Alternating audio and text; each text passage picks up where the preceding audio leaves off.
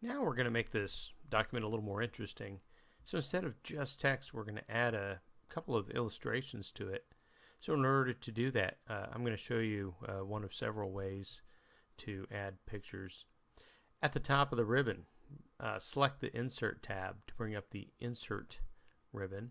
And under Illustrations, we're going to insert pictures. So select the Pictures button, and that gives you this file dialog box.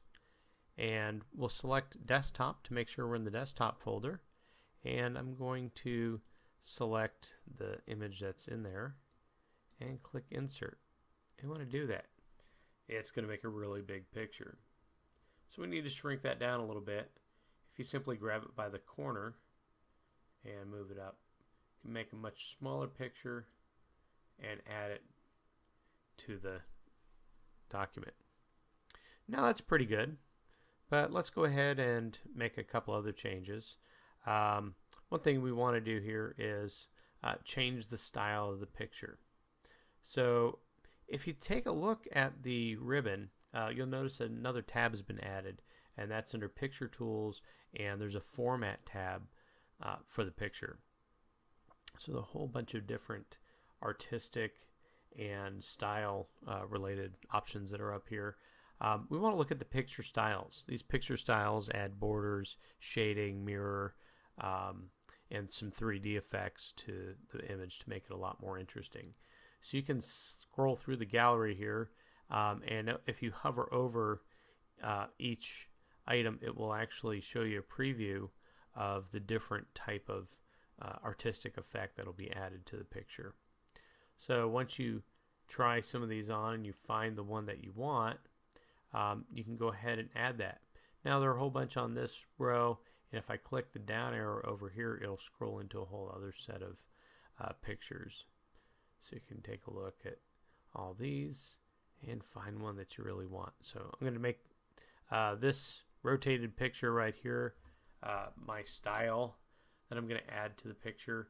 And notice it kind of tilts it at an angle a little bit, puts a border, puts a shadow under it, makes it something more interesting.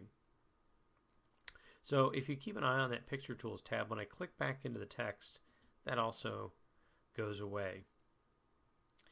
Okay, so another thing to consider here is that we want to add some more information. Now down here, you have the ability to add some information about your hobby and when you enjoy it, and consider yourself maybe to be an expert or a novice in the hobby, and it says how long you've been in here. So that's information that you'll be able to add later. What I want to do right now is show you how we can get some information from online and add it to our document. So down here, there's a spot for online text about my hobby, and I just happen to have some pre-selected text right here about the basics of good running. So I'm going to select these paragraphs right here, copy that, go back to my document, and right in front of this paragraph mark, I'm going to go ahead and I'm going to paste this in here. Now a couple of ways I can do it. Number one, I can simply hit Control V on the keyboard.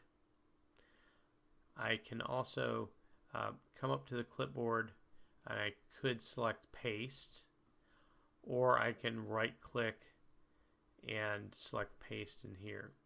Now under Paste on the clipboard, when I click that, I have some paste options here. I can keep the source formatting, I can merge the formatting, or I can keep the text only.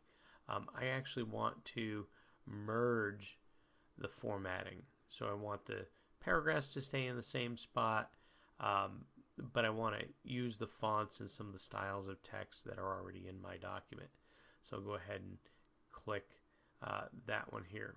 Now, suppose I decide, oh, you know, I'm not really happy with the way that turned out.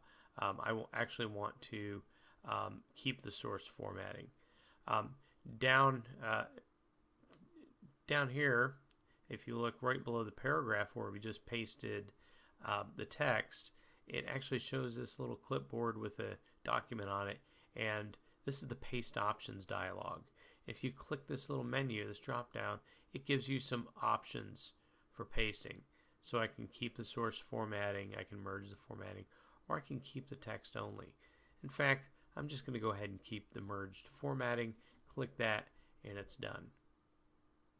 Again, another way to do it. So we've copied something from a browser, but what about pictures? Can we do that? And absolutely we can. Okay, so I'm going to go back up to the web browser, and one of my favorite food is tacos. So I'm going to type the word tacos in Google